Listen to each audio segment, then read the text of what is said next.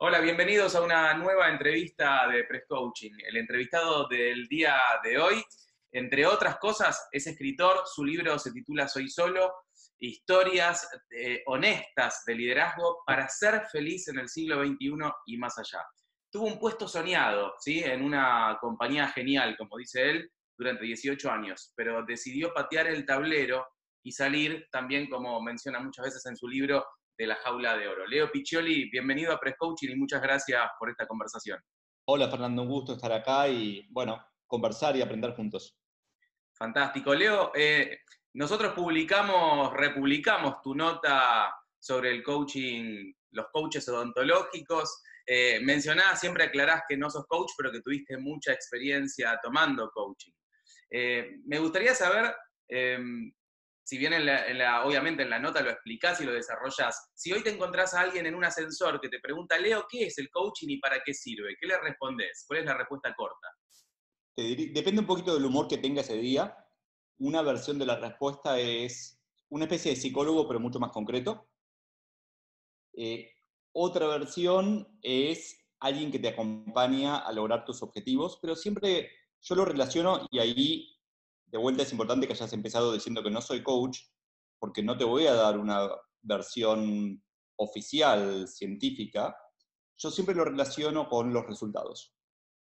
Entonces, tal vez por mi experiencia, por mi vida con coaches, lo que valoro mucho es que no buscan, como escribí hace poquito otro artículo que hablaba de modelos de suscripción, no buscan un modelo de suscripción, no es que buscan ser el coach de por vida de alguien, como a veces yo bromeaba con mi psicólogo de hace muchos años, sino que buscan, ok, te acompaño para llegar del punto A al punto B, como algo mucho más concreto, así lo veo yo.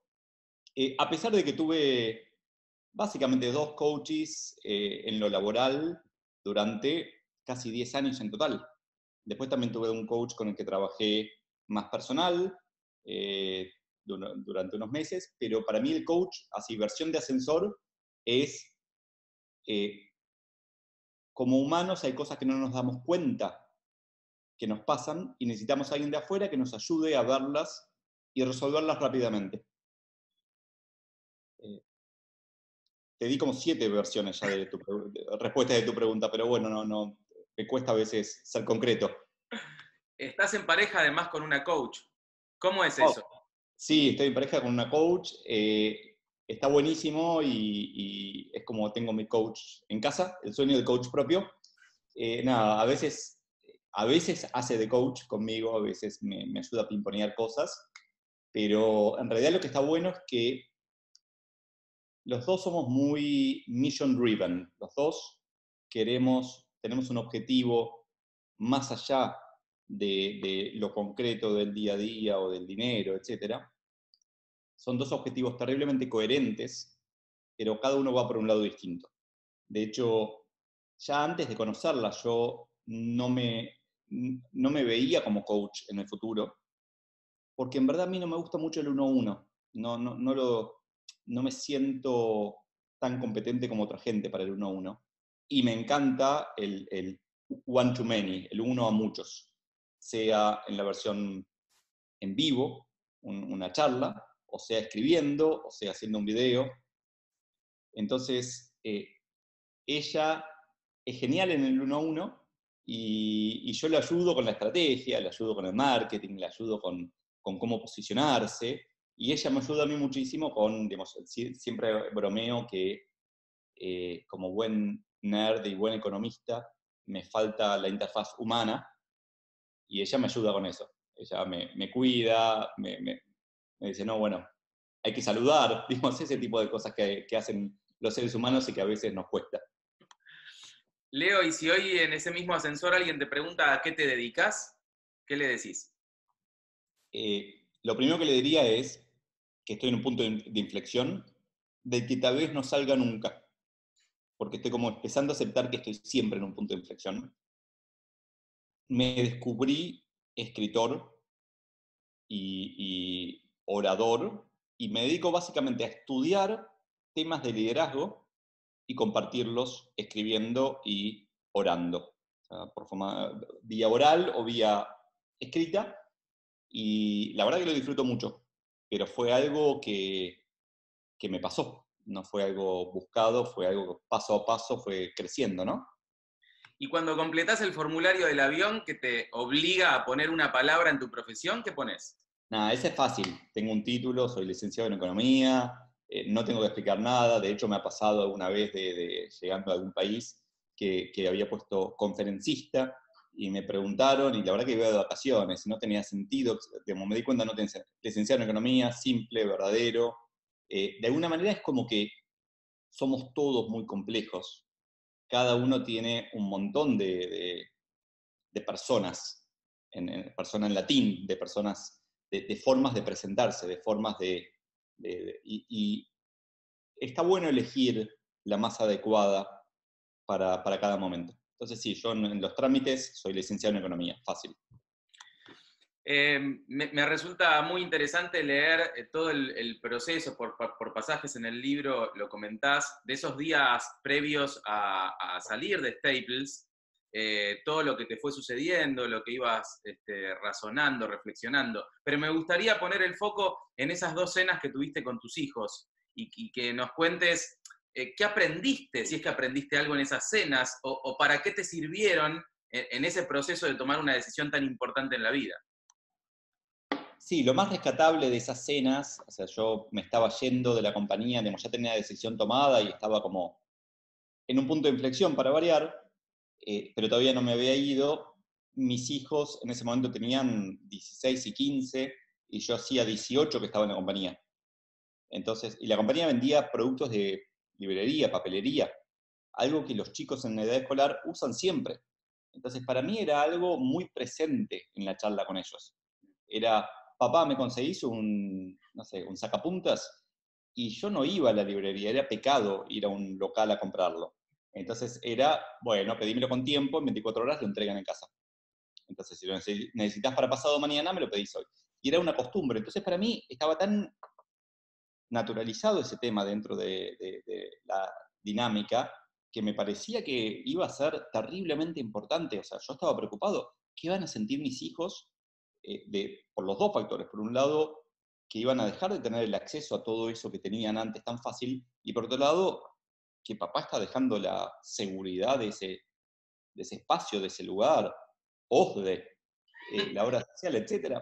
Y fue muy gracioso porque con los 2 fue prácticamente el mismo diálogo, les conté, con mucho cuidado, con mucho amor. En esa época estaba trabajando es gracioso, con 2 coaches, con el laboral y uno más personal.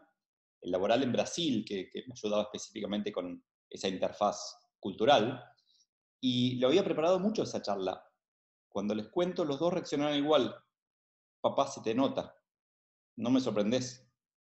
Y yo dije, wow, qué bueno que salieron mucho más empáticos que yo. Eso seguro, que no necesitan como interfaces humanas para darse cuenta de lo que le pasa al otro. Pero aparte, qué interesante cómo, tal vez volviendo a lo del ascensor, muchas veces la gente de afuera ve más claramente lo tuyo que vos mismo.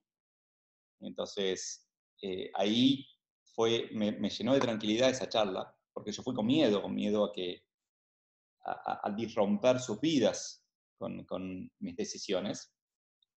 Me fui con mucha tranquilidad y con mucha seguridad. Dije, wow, esto que estoy haciendo, que se me ve entusiasmado por este cambio.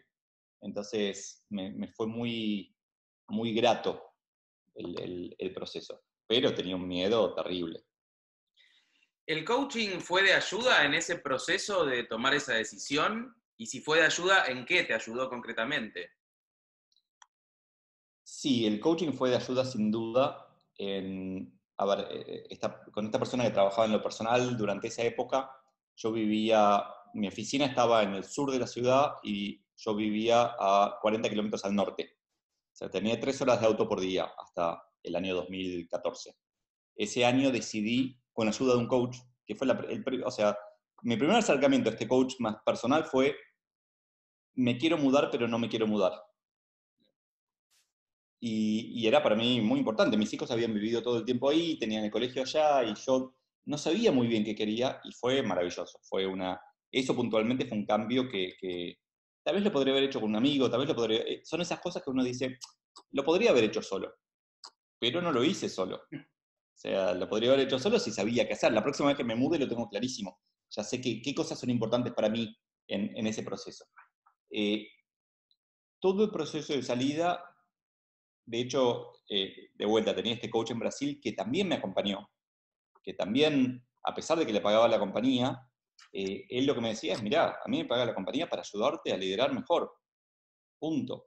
Si vos querés hacer un cambio que no dañe a la compañía, pero ayuda a que lideres mejor, hagámoslo. De hecho, una vez que me fui, él quedó como coach del gerente general de Brasil. O sea, el gerente general, que era reporte mío, lo eligió para seguir adelante trabajando con él. La verdad que yo tenía prejuicios con respecto al coaching.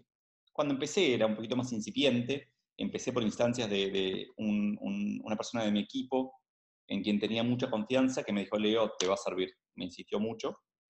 Y empecé a trabajar con esta persona, Fernando, y fue muy lindo. O sea, aprendí mucho. El liderazgo es muy solitario. Entonces, era la única persona en la que podía conversar miles de cosas. Y era la única persona que me podía decir las cagadas enormes que hacía a veces. Porque mi equipo o tenían miedo ellos, digamos, no podían ser tan francos como otras personas, o me costaba escucharlos, porque yo lo veía tenido de sus intereses personales, de su puesto, de miles de cosas, de lo que había pasado ese día. En cambio, el coach lo que me ayudaba era a ponerle, a ver, subjetividad objetiva, de alguna manera, a entender un poco mejor cómo se veía de afuera lo que yo hacía sin tanto ruido, sin mis modelos mentales, sin los modelos mentales de los demás, ni los míos sobre los demás. Para mí fue súper útil, insisto, sobre todo porque siempre fui de trabajar solo, siempre fui el introvertido, analítico, que disfrutaba con un juego que siempre hago, no un juego, yo soy muy observador. Entro a cualquier empresa y miro todo y la verdad que hago deducciones de la cultura de la empresa en 10 segundos. De hecho, todo el mundo se debe sorprender de que yo siempre, cada vez que voy a una empresa, a una reunión, voy al baño. No tengo cistitis. Quiero ver cómo tratan a sus empleados en el baño, que es donde no lo ocultan en general. Pero bueno, una cosa que yo hacía hasta esa época, cuando empecé a trabajar con el coach, era ponía la computadora, yo trabajaba mucho en Excel, PowerPoint, email, lo que sea, lo ponía frente a mí. Entonces, cuando alguien se sentaba en mi escritorio para conversar conmigo, estaba atrás de la computadora. Entonces, la situación era mirarlo así, por arriba de la computadora. Pero era poner una barrera en el medio. Entonces, ¿cómo la otra persona podía sentir que le estaba prestando atención?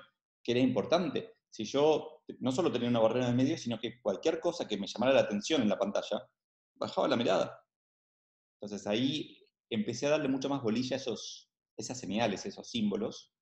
Empecé a poner el celular boca abajo para no ser interrumpido, porque uno es humano, me parece una alerta y no puedo evitar mirarla, pero es un mensaje al otro decirle, la alerta es más importante que vos.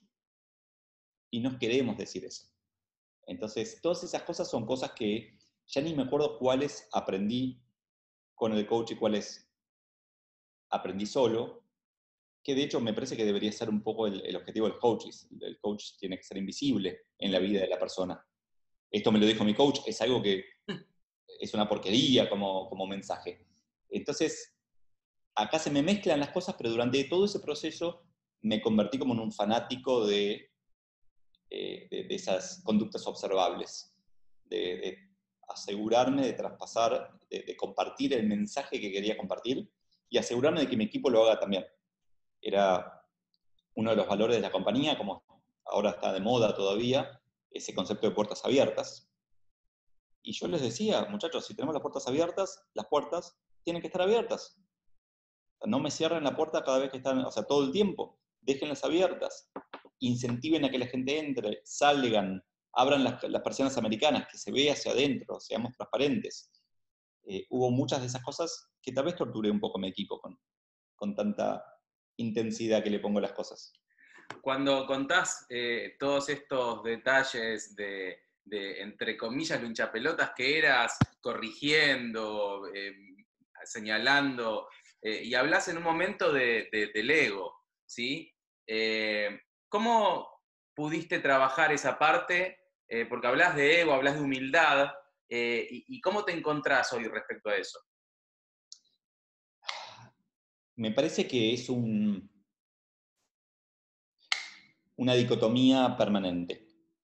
De hecho, a mí me pasa puntualmente que ayer di una charla para 250 personas. Si fuera terriblemente humilde, no podría haber dado la charla buena que di. Para poder dar la charla que quiero dar, tengo que agrandarme. Tengo que sentirme corajudo, tengo que sentirme valiente, tengo que desafiar a la audiencia con seguridad, pero si quiero llevarme algo yo también, tengo que ser humilde, tengo que aprender, tengo que ser curioso, tengo que querer saber más. Entonces, me parece ahí que como que muchas veces se plantea el ego es malo, el ego no sé qué. Dejemos de juzgar un poco todo, a los otros, al ego, a las actitudes. Para ciertas cosas necesitamos tener mucha seguridad. Yo quiero que mi cirujano sea terriblemente ególatra. Si me va a operar, porfa, no dudes. O sea, vos tenés razón, tenés el bisturí en la mano, hacé lo que creas que tenés que hacer. Quiero que el bombero esté terriblemente seguro de que él puede apagar ese fuego. Ahora, quiero que mi profesor o que mi coach aprenda conmigo, no que me diga verdades. Entonces, hay momentos y momentos. Yo me fui dando cuenta de que hablabas un poco de las correcciones, que es algo que sigo viendo. Yo soy de esas personas que yo veo un documento, un texto, y encuentro los errores. O sea, me llaman, me hablan, dicen, hola, acá, errores absurdos como acá hay dos espacios entre dos palabras en vez de uno. Me gritan y hasta hace unos años no podía evitar marcarlo. Con el tiempo aprendí a verlos pero no decir nada. Aprendí, aprendí que decir algo tenía que ver más conmigo que con el otro. Tenía que ver más con mi inseguridad, mi necesidad de marcar esa capacidad o sea, no era tan importante que haya dos espacios o uno en el resultado final. Lo aprendí también con mi hija. A mi hija le pasa más o menos parecido y hizo un proceso, por suerte, 30 años antes que yo, de entender que diferenciar la forma y el fondo. Entonces, queremos lograr este objetivo. ¿Esos dos espacios afectan al objetivo, sí o no? No. Bueno, entonces dejalos, no pelees, enfócate en el objetivo.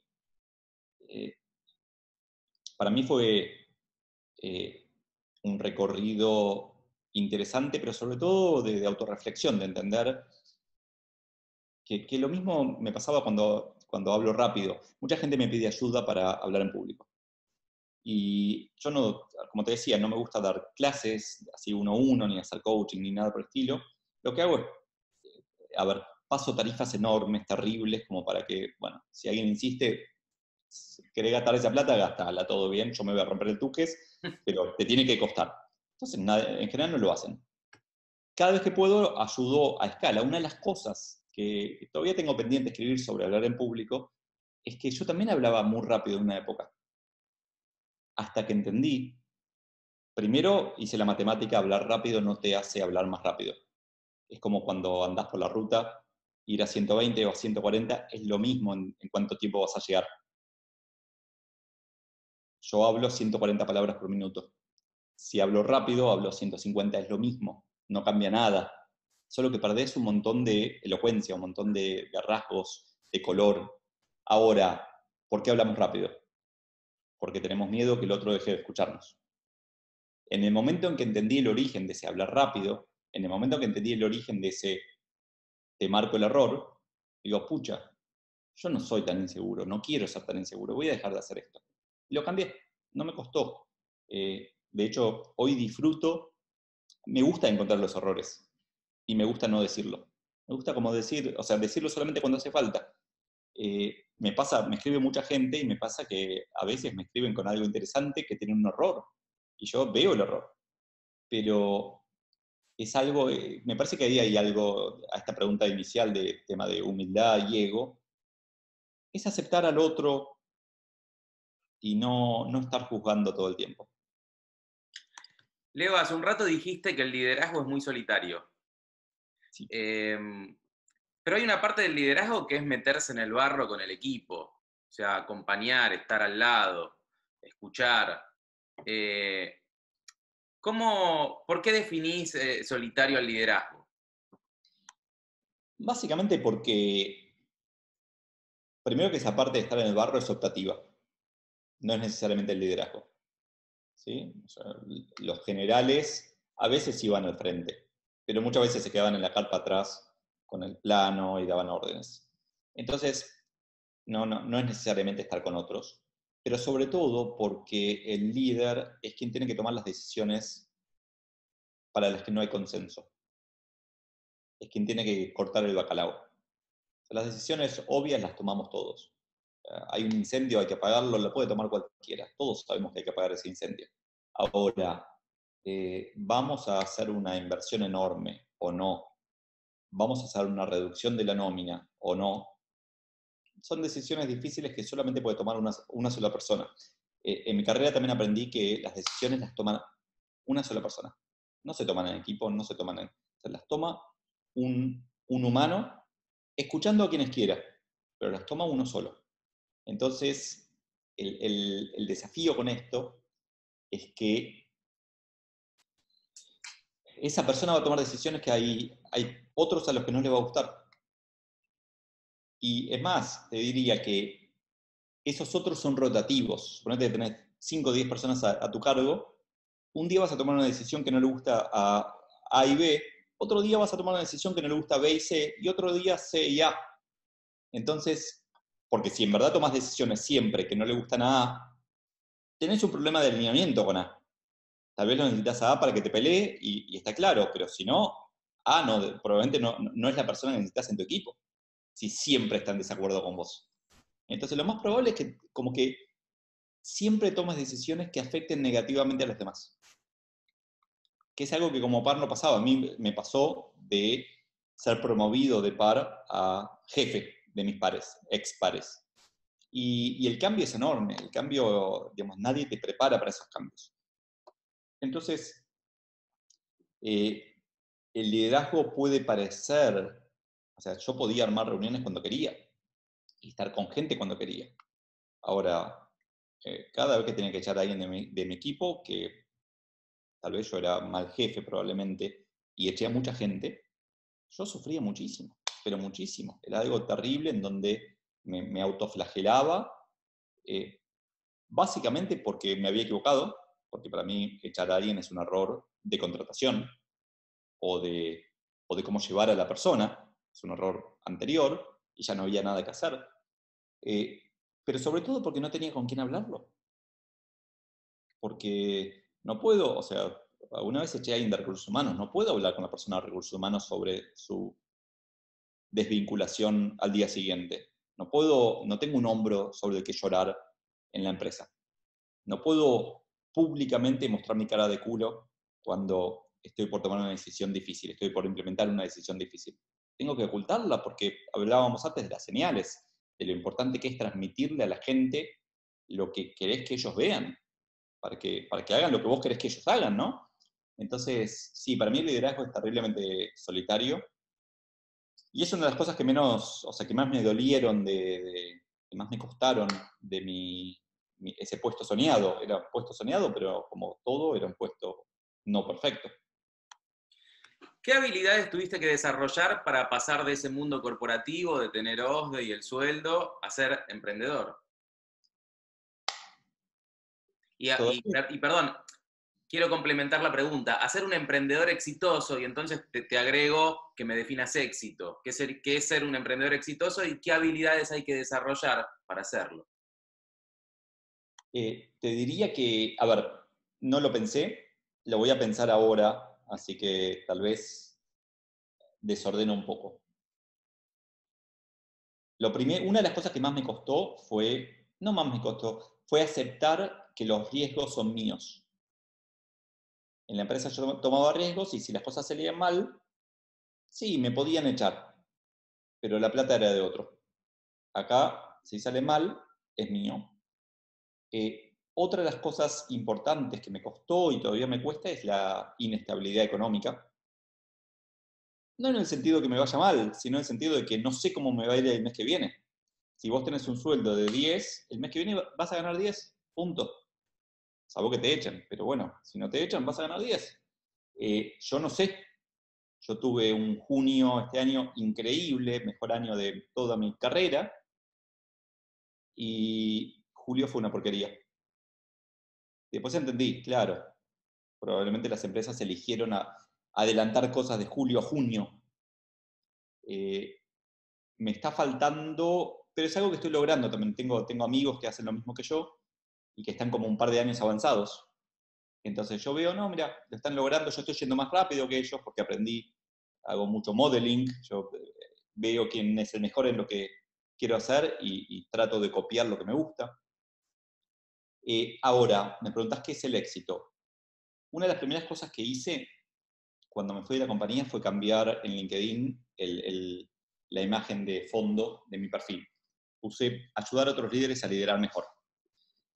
Surgió de uno de mis primeros artículos que como fundacional, digamos, que no lo pensé como fundacional, pero se convirtió en fundacional, junto con Soy Solo, que fue 1 o 2 meses después. Y me di cuenta de que está genial tener ese fondo para los demás. O sea, vos, Fernando, entras a mi perfil y decís, pucha, hay que tener huevos de alguna manera para poder decir tan fuerte algo que tal vez no vas a poder hacer o no vas a poder sostener, decir, che, mi objetivo es como, quiero llegar a la luna. Pero me di cuenta que es mucho más importante para mí. Cada vez que viene algún pedido absurdo, algún pedido sobre el que tengo dudas, paso por ahí. Hace un mes me escribieron de una universidad y me dijeron, Leo, ¿podés venir a dar una charla? Y la verdad que estoy a full, estoy como con bastantes cosas en mi día a día. Y el tiempo que me sobra lo tengo que dedicar a pensar, a estudiar, a escribir, a cosas de más largo plazo. Entonces, no. Lo pienso 80 veces. Lo pasé por ese tamiz, dije, esto va a ayudar a otros líderes a liderar mejor. Me pregunté, ¿cuántas veces fui a esa universidad? Una vez hace 3 años. Nada. ¿Puedo juntar la mayor cantidad de gente posible en la universidad? Puedo. Les pedí que lo hagamos en el aula magna. ¿Puedo convocar y llenar la sala? Puedo. ¿Puedo desafiar a la audiencia? ¿Tengo contenido para una audiencia de la universidad? Sí. ¿Me va a servir a largo plazo? O sea, ¿va a generar un impacto en mi misión a largo plazo? Sí. Bueno, dije que sí. Ahora, esa misma propuesta, si hubiera tenido que viajar, decía que no, porque afectaba a mi misión para otras cosas. De alguna manera es como una guía. Eso me ayudó muchísimo en mi emprendimiento. Y es entender también, obviamente tengo un colchón económico que me permite hacerlo y eso lo hace más fácil, pero es entender que el dinero no se consigue persiguiendo el dinero. El dinero se consigue dando valor. Después hay que encontrar cómo ese valor se convierte en dinero. Pero si yo estuviera persiguiendo el dinero, te cuento lo que me estaría pasando. Mis conferencias, la de ayer en la universidad fue gratis, pero si me llama una empresa, yo, igual que si alguien quiere una hora de consultoría conmigo, los fajo. Soy caro. Caro es una opinión. Tengo un precio alto. Tengo un precio más alto que la mayoría en Argentina. Mucho más alto que la mayoría, debo estar en los más caros entre argentinos. ¿Por qué? Por varios motivos. Por un lado, no quiero, a ver, si yo tuviera un precio más bajo, tendría más charlas. Pero si yo o sea, mi objetivo es dar 2 o 3 charlas rentadas por mes. Si tuviera más que eso, la calidad de mi laburo, de estudiar, escribir, programa de radio, etcétera, bajaría. Entonces, es como un juego de equilibrio, en donde si yo bajo mi precio, claro, voy a vender más, pero va a ser una porquería por otro lado. Igual te agrego ahí otra cosa que seguro lo leíste más de una vez porque me encanta contarlo. Me apasiona el arte de poner precios. Me apasiona y me encanta la idea de considerar que la mayoría de la gente está equivocada.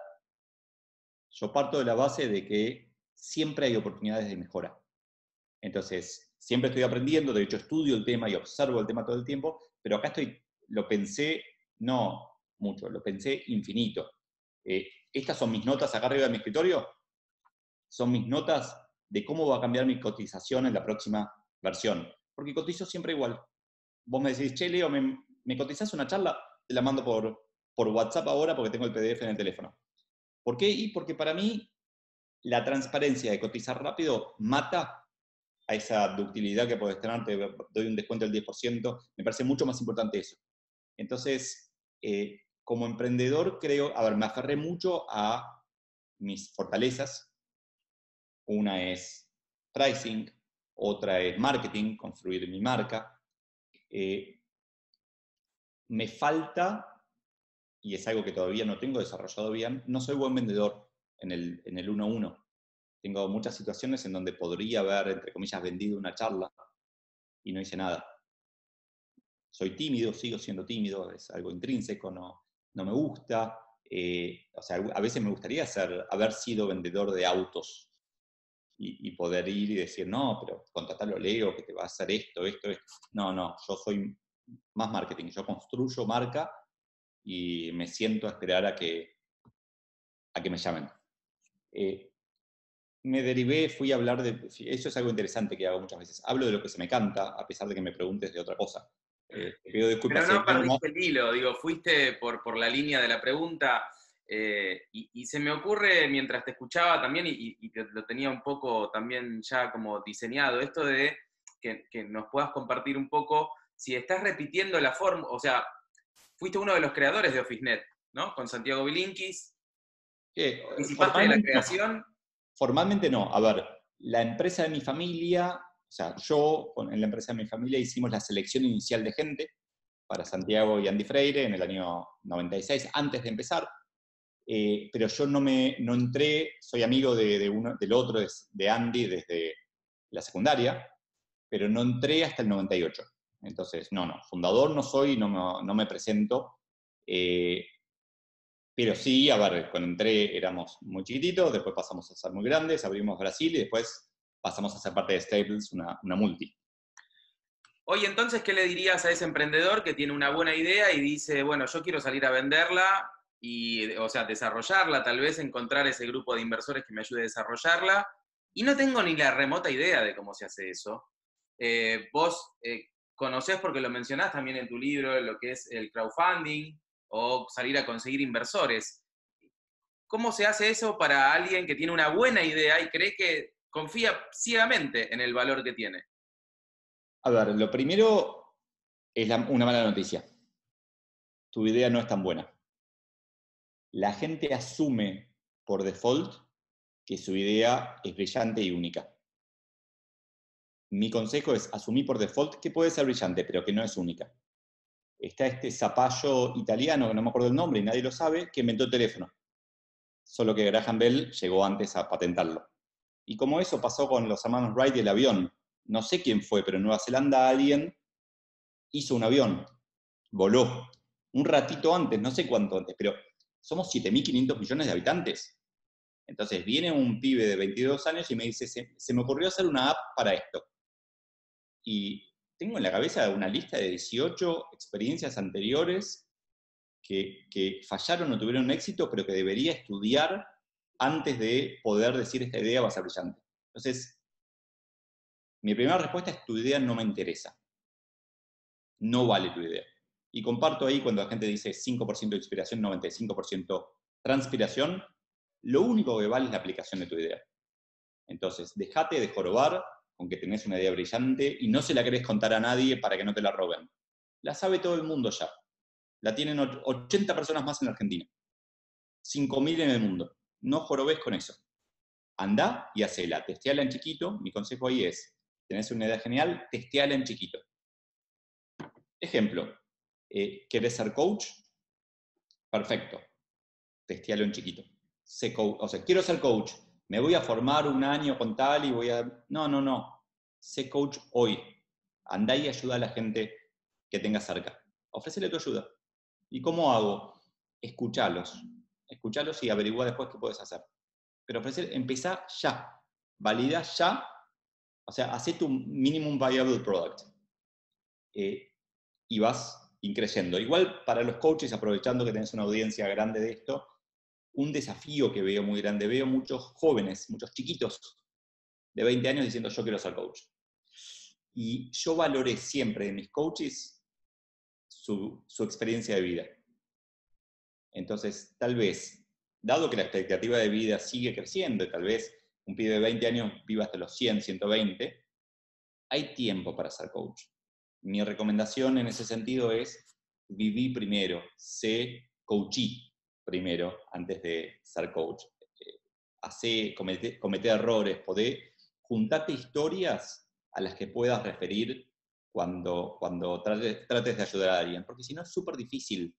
Yo me imagino con un coach de la mitad de edad que yo, y digo, la pucha. O sea, como no voy a poder evitarlo, voy a tener un prejuicio de que sabe mucho menos que yo. Y tal vez estudió y no, pero la vida es parte de la formación del coach para mí. Es haber vivido, haberse equivocado. Entonces, cuando alguien, yéndonos ya de los coaches, emprendedores en general, mi consejo en general es, tenés una idea maravillosa, buenísimo. Ya, compartila, no con tus amigos o tu familia que te quiere mucho, compartila con alguien que no te quiera tanto. Validala. Una vez que tenés esa información, probala en chiquitito. Vendela sin tener el producto. O sea, se puede... A ver, imagínate que tu idea es hacer velas aromáticas. No soy tan brillante para inventar cosas. Velas aromáticas. Bueno, pero antes de comprarte todos los insumos y los moldes y qué sé yo, ponete un aviso en Instagram ofreciéndolas. ¿Cómo voy a poner un aviso como la película esta Fire Island en Netflix? ¿Cómo voy a poner un aviso sin... Ponelo, ¿la podés hacer? Sí, ponelo. Poné que vas a entregarlo en una semana. Metele plata de publicidad. Fíjate cuánta gente lo quiere comprar. Si nadie lo quiere comprar, ni compres el molde. Si lo compran 2, comprá las velas en un negocio y revendelas. Si los compran 20, comprá el molde y hacelo. Pero probalo en chiquito primero. De hecho, vuelvo a los coaches. Voy y vengo. Vuelvo a los coaches. Lo veo con mi pareja. Muy, muy clarito. El mayor desafío que tienen los coaches no es ser buen coach. Es el go-to-market. Es cómo conseguir que los futuros coaches, que los clientes, los busquen. En el artículo ese que nombrabas al principio, coach odontológico, no lo puse, pero armándolo, yo llegué a la conclusión, estoy convencido de que el mundo necesita una cantidad enorme de coaches. Yo hice una estimación que por 16 personas que trabajan hace falta un coach. A mediano plazo, de acá a 5 o 10 años. ¿Por qué? Porque nos van a quitar las tareas repetitivas, vamos a hacer solamente cosas de humanos y no sabemos. Entonces el coach es como la interfaz, es quien nos va a decir, bueno, ok, así se habla con un ser humano. Y otras cosas, ¿no? Así se piensa a largo plazo, así se entiende qué es importante para uno. Ahora, o sea, creo que va a haber mucha demanda para coaches. Ya la hay, pero el desafío es cómo mostrarse, cómo hacer su propio marketing, ¿no? Porque no sé quiénes son, cada coach debe tener sus ídolos. En cuanto a marketing, el que veo, a ver, Tony Robbins me parece como, wow, qué increíble lo que construyó. Más allá del contenido, olvídate del contenido, porque contenido genial sin marketing no sirve tampoco. Entonces, creo que ese es el desafío mayor, es para un coach que quiere emprender, o para alguien que quiere ser coach, te diría, formate, pero no esperes a terminar la formación para empezar a ofrecerte. Empezá hoy. Hacelo gratis, andá a una ONG y ayudá. Hay un montón de espacios en donde un coach es bienvenido. Pero eso es como empezar ya, dejate de jorobar con estudiar, con patear la pelota para adelante. Hay que empezar ya. Esta pregunta ya es más de escritor a escritor. Me contaste ahí respondiendo el comentario de la nota en LinkedIn que habías estado 6 o 7 meses con el título de esa nota. ¿Cómo trabajaste la ansiedad de no publicarla y trabajar durante 6 7 meses el título de una nota que ya tenías ahí? Linda pregunta, sobre todo porque también soy ansioso. En este momento debo tener 20 notas empezadas. Y uso una app que se llama Trello, donde pongo mis ideas. Tengo una columna que es ideas comunes y otra que es ideas que me gustaría publicar de verdad. En ideas que me gustaría publicar de verdad debe haber ahora 1100 ideas. Entonces, ¿cómo aguanté? Yo tomo nota de todo, documento todo y lo voy guardando. Ese artículo, Coaches Odontológicos, lo esbocé marzo-abril. Lo venía pensando hace tiempo, pero es esto que te decía, yo al cobrar más alto el precio de mi conferencia, no me lleno de conferencias. Entonces, ahora, antes de esta charla que estamos teniendo, y después de esta charla que estamos teniendo, yo estudio y escribo. Yo leo, estudio, escribo, aprendo. Ayer almorcé con el gerente general de una compañía, antes de ayer tuve un call con otro gerente general de una compañía, como que le puedo dedicar tiempo a eso. Entonces, lo que trato de hacer es producir contenido solamente de muy buena calidad. Todo este año dediqué bastante de mi tiempo en secreto a escribir un libro que va a salir publicado en noviembre de 2019. A diferencia de Soy Solo, con editorial. Va a salir a nivel Latinoamérica. Eso hizo que no pueda dedicar tanto tiempo a escribir. Entonces, es como, también hay que ser coherente, consciente de nuestras limitaciones. Yo tengo 24 horas por día máximo. Nunca pude pasar de las 24 horas por día en un día. Entonces, si yo acepto un desafío nuevo, eso lo aprendí como jefe, ¿no? Si acepto un desafío nuevo, ¿tengo que dejar de hacer algo? Me pasaba mucho en la empresa bueno, tenemos este proyecto chiquito, va a demorar 2 semanas, ¿quién lo puede hacer? Yo. ¿Y qué vas a hacer con tus tareas habituales? No, lo hago también. Ah, entonces no te sobra el tiempo.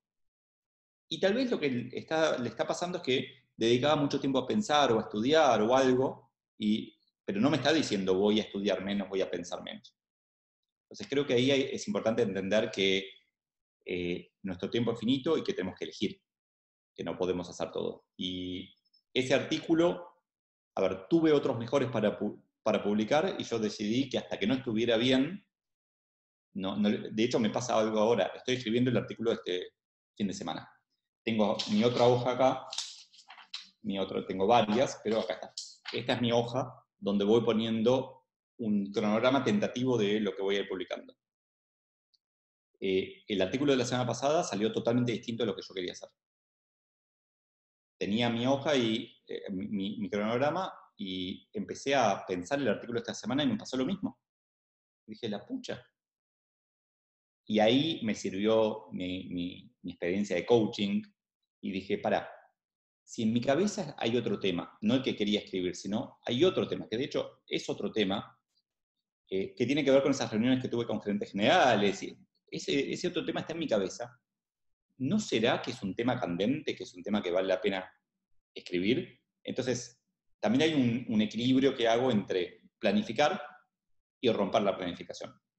Está bueno planificar, ordena, pero digamos, cuando tengo algo más, digamos, esto ya lo rompí, ahora lo pasé todo una semana. Digamos, lo que iba a publicar esta semana va la semana que viene, punto. Es mi método. Lo otro, digamos, estudié mucho cómo escribir. Como yo soy economista, no me formé, fui periodista a mis 20, pero nunca me formé como escritor. Los últimos 3, 4 años, cuando me empezó a pasar esto, dije, bueno, tengo que aprender. Estuve a punto de hacer algún taller, alguna cosa, pero preferí estudiar solo. Leí mucho sobre escribir y me ayudó muchísimo. O sea, formarme me ayudó mucho.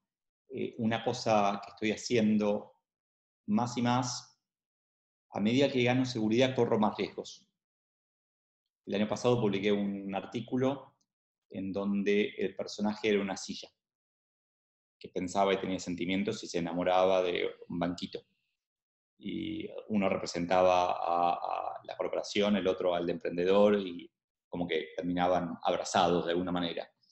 Y no me lo hubiera permitido nunca, sino. O sea, hoy lo que estoy escribiendo ahora para mí es súper importante para cierto tipo de empresas, pero lo empiezo no con poesía, pero casi. Eh, también hago eso mucho, estoy disfrutando más, pero estoy ahí, es como, hace un rato te nombré el tema de modeling, de buscar un ejemplo y copiarlo. No es algo que hay que hacer al extremo. Uno tiene que ponerle lo propio. Entonces, leí, no sé, Stephen King tiene un libro escrito sobre cómo escribir libros. Y tomé algunas cosas, pero yo quiero ser mejor que él. Es lo mío, ¿no? O sea, el terror no lo voy a tocar todavía, pero de alguna manera lo que hay que tratar de hacer es, o sea, uno es único, vos sos único, somos todos distintos. Hay que tratar de mostrar esa unicidad, el hecho de que somos diferentes. Entonces, hoy estoy corriendo cada vez más riesgos, el título ese, aparte, el de los coaches odontológicos, es un título muy largo, es de los más largos que escribí alguna vez. Y bueno, trabajo en una editora, tengo una persona, Jimena, que te imaginarás que con lo que hablamos antes, error de ortografía casi no tengo, pero ella es como algo así como la voz del pueblo. Ella lee y me dice, Leo, no son todos gerentes generales tu público, explica lo que es. No sé, EBITDA no, pero alguna cosa por el estilo. Y me ayuda muchísimo porque eso me asegura que al publicar el artículo, alguien ya lo leyó, alguien ya como que me hizo las preguntas. Y eso me pasó con el título ese, fue un título que fue evolucionando, la versión original no era tan linda, lo matamos, y si yo hiciera la reconstrucción con control de cambios de ese documento, en el título verías cómo fue uno, después otro, y si unimos esto, y finalmente es interesante, volviendo, mira cómo juntamos todo. Jimena me da su opinión, y yo hago lo que quiero con esa opinión, porque las decisiones las toma una sola persona, no se toman entre dos. Entonces, Jimena me dice, no me dijo que estaba muy largo, le gustaba mucho, pero había ciertas palabras que no le gustaban. Y bueno, tal vez yo publiqué finalmente alguna que no le gustaba, porque es mi decisión. La verdad que sí, a ver, estoy como buscando un modelo de vida en donde esto pueda ser algo permanente. Digamos, hoy está funcionando. Me preocupa cómo voy a hacer en 3 años para poder estar vigente, para poder Bueno, compartir algo que agregue valor. qué maravilla cómo cerramos el círculo, porque la última pregunta es justamente qué querés ser cuando seas grande. ¡Apa! Qué buena pregunta, me suena. Quiero seguir siendo feliz, quiero seguir eligiendo, básicamente, tomando decisiones sobre mi vida. Sé que para mí contribuir, aportar es muy importante, entonces me imagino que va a seguir siéndolo, entonces quiero poder seguir haciéndolo a escala. También hay un factor maquiavélico en eso, no sé, ayer di una charla a chicos de 22 años, yo digo, bueno, en 10 años van a ser supervisores o gerentes y me van a contratar, pero obviamente todo cierra también ahí, pero quiero poder seguir eligiendo. No soy muy ambicioso en lo económico, soy bastante modesto, no necesito demasiado de ese punto de vista para ser feliz, pero quiero poder seguir aportando, quiero dejar un mundo mejor del que encontré. Eso. Muchísimas gracias, Leo, por todo este rato. La verdad, nos hubiéramos quedado ahora, se pasó el tiempo volando, eso pasa pocas veces, a veces en una entrevista. Así que te agradezco muchísimo, de verdad, este tiempo que te tomaste para conversar y regalarnos estas reflexiones. Fue un placer y bueno, bienvenida a cualquier consulta que me hagan, si puedo ayudar, me escriben por LinkedIn, por Instagram, por mail, por la red social del momento, por lo que sea. Y trato de contestar siempre. ¿Seguís sin entender Snapchat? Sí, y ya se va a fundir antes que lo entienda, así que ya ni intento. Sí. Gracias. Leo Piccioli pasaba por Press Coaching.